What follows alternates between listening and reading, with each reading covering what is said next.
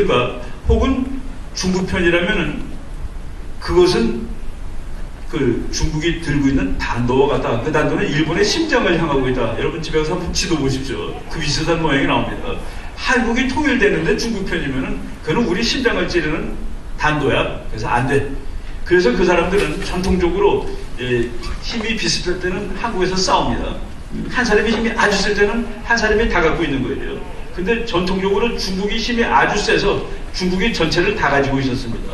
그러다가 임진 내란 때 힘이 세지니까 일본이 가지러 왔다가 뭐 뜻을 이루지 못했고요. 그리고 그런 것이 몇 번 있었습니다. 그러다가 2차 대전 끝났을 때 소련의 힘하고 미국의 힘이 한국에 와서 부딪혔는데 거의 비슷한 힘으로 부딪히고 쪼개진 겁니다. 근데 우리는 한반도가 쪼개지니까 분단이 되니까 그것이 아주 골치 아픈 문제가 된 겁니다. 문제가 이제 제곱이 됩니다. 그런데 국제정치적으로 봤을 때 한반도를 쪼개놓은 것은 일본한테는 단도가 풀어진 겁니다. 쪼개진 한반도는 어떤 수를 써도 일본을 무섭게 할 수가 없습니다. 그리고 중국이 봤을 때 이거 망치가 부러졌구나. 망치 자루가 부러진 겁니다. 이거는 중국을 위험하게 하지 않습니다. 그래서 중국 사람이나 일본 사람은 한반도가 통일돼서 자기네 편이 안 될 바에는 차라리 잘라진 것이 낫다. 그래서 통일하는 거 별로 신경 쓰지 않습니다. 그러니까 북한이 죽을 만하면 갖다 돈 대주고 살려주고 냉전시대 때 자유진영에서 공산진영으로 사람이 간 거는 북한밖에 없는데 그것이 일본에서 간 겁니다.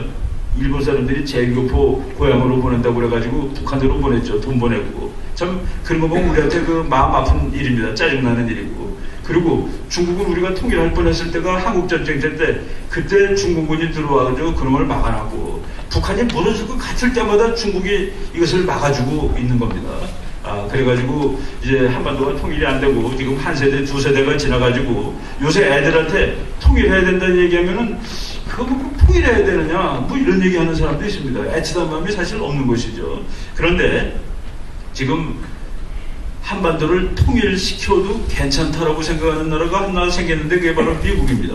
사실 미국이 한반도 분열시키는데 책임을 뭐 일정 부분 가지고 있는 것이죠. 이 2차 전쟁 끝났을 때 다 가져야 되는데 그 뭐 반쪽을 뭐 잘라줬습니다. 소련한테. 그런데 그 미국만이 한반도가 통일되는 데 대해서 그렇게 반대하지 않습니다. 심지어는 통일된 한반도가 자기 편이 아닐 경우라도 이 사람들이 뭐 같이 살겠다면 같이 사는 것이지 라고 통일에 대해서 제일 후한 마음을 가지고 있는데 그게 지금 세계에서 제일 막강한 나라가 되었다는 그 얘기입니다. 한반도에서 바다의 세력하고 육지의 세력하고 힘이 비슷하면 분단이 유지가 됩니다. 근데 한쪽이 세면은 통일적으로 기울어집니다. 만약 중국이 지금 세계에서 제일 힘센 나라가 되면은 그때 통일될 겁니다. 한국이 중국 편으로 들어가는 거예요. 그리고 미국이 중국보다 압도적으로 힘이 세다. 그러면 자유진영으로 통일될 확률이 아주 높아집니다. 냉전이 끝나고서 공산주의가 다 무너지고 그리고 소련이 무너지고 중국이 자본주의 국가가 된 다음에 지금 북한이 저렇게 미국한테 쩔쩔매는 이유가 전체적인 전반적인 그림이 미국 쪽으로 유리하게 가고 그리고 미국이 이것을 지금 뭐 통일해야 되겠다는 그런 미국 사람들이 그런 얘기를 직접 했습니다. 부시 대통령이 있을 때 그 국방장하던 럼스펠드 이 사람은 야 한반도 저 사람들이 얼마나 몇십 년 동안 따로 잘라져 사느라고 고통을 당했느냐 우리가 있는 동안에 통일시켜주는 게 좋겠다라는 얘기를 하고서 그 뒷마디가 더 재밌습니다. 우리도 북한 때문에 너무 힘들다. 저럼 이번에 없애버리고 통일시켜야 되겠다 라고 그런 얘기를 했는데 그것을 철저히 반대한 것이 지난 10년간의 사실 우리나라 정부였습니다. 다 무너져가는 북한에다 뭐 내주고 미국이 북한을 뭐 하려고 그러면은 여기서 우리가 잘 지내는 것이 더 좋다라고 이렇게 얘기를 하고 이러면서 이제 북한을 알게 모르게 살려준 그런 역할을 하고서 지금까지 사시는 겁니다.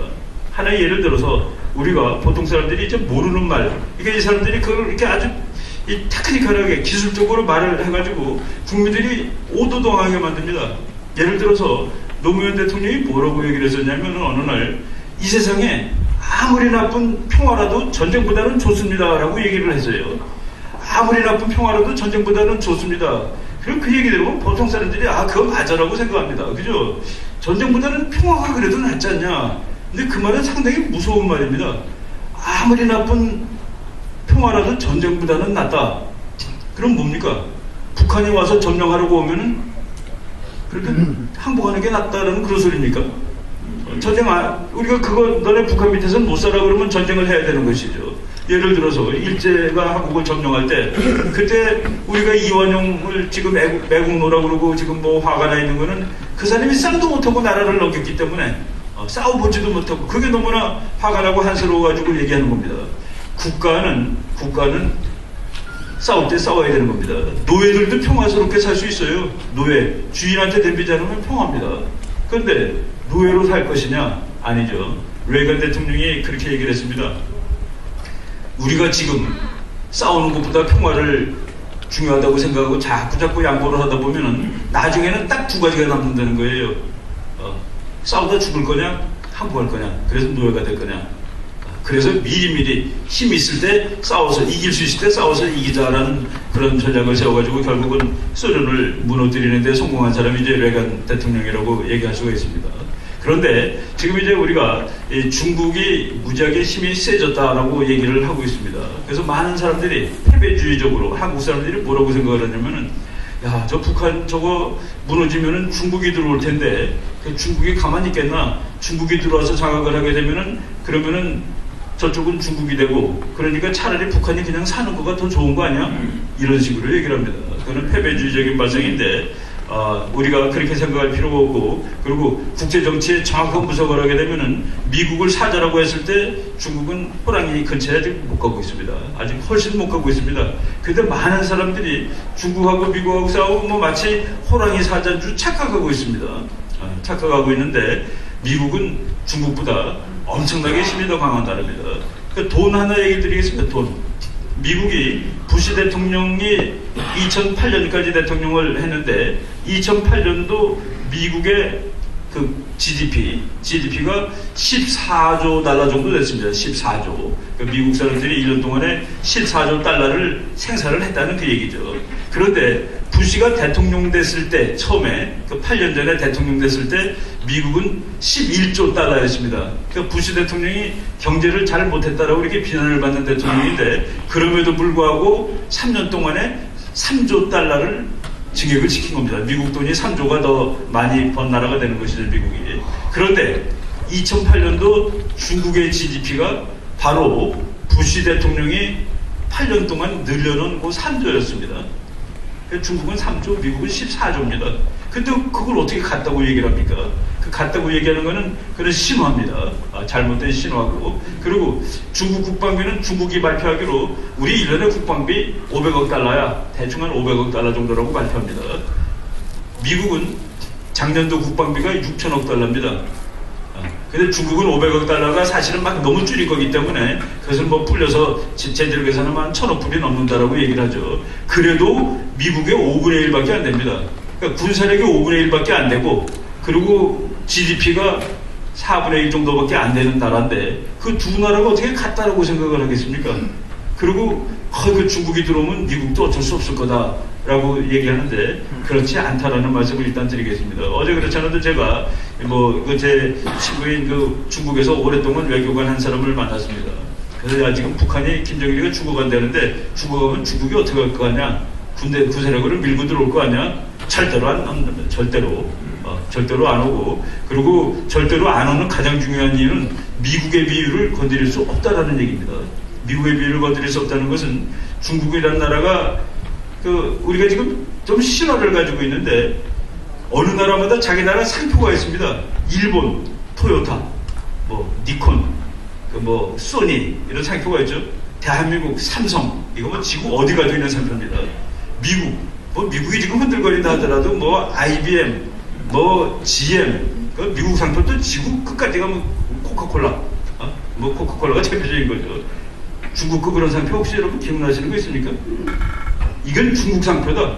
이건 중국제인데 세계적인 거야. 그러게 하나도 없는 나라입니다. 그리고 세계 100대 대학 등수를 한번 나타낸 걸 봤습니다. 세계 대학교 100개 대학인데 그 스페인에서 나온 등수입니다. 미국에서 나왔으면 자기네를 유리하게 하겠죠. 근데 스페인에서 나온 건데 세계 100대 대학 중에서 미국 대학이 52개가 들어가 있더라고요. 그리고 일본 대학이 하나가 있었습니다. 중국 대학이 없습니다. 독일 대학이 9개가 있더라고요. 주로 공대 위주로 하는데, 그래서 제가 그 통계를 보고 물어봤습니다. 다른 학자한테. 야, 미국이 52개고 독일이 9개인데 일본 거는 왜 없냐 그랬더니, 그게 그 기초과학이 제일 앞선 나라가 세계를 끌어가는데, 그 자동차 있죠. 예를 들어서 일제 자동차 중에서 무지하게 좋은 것들 많이 있습니다. 렉서스 뭐 이런 거 아주 좋은 차죠. 렉서스 회사 사장이 그랬대요. 여기 부속품이 24,000개인가가 들어가는데 여기서 일본이 발명한 거 진짜 일제는 하나밖에 없답니다. 그 하나가 바로 백내라 접는 거가 일본 기술이래요. 그리고 나머지는 전부 미국 거 아니면 독일 거라는 거예요.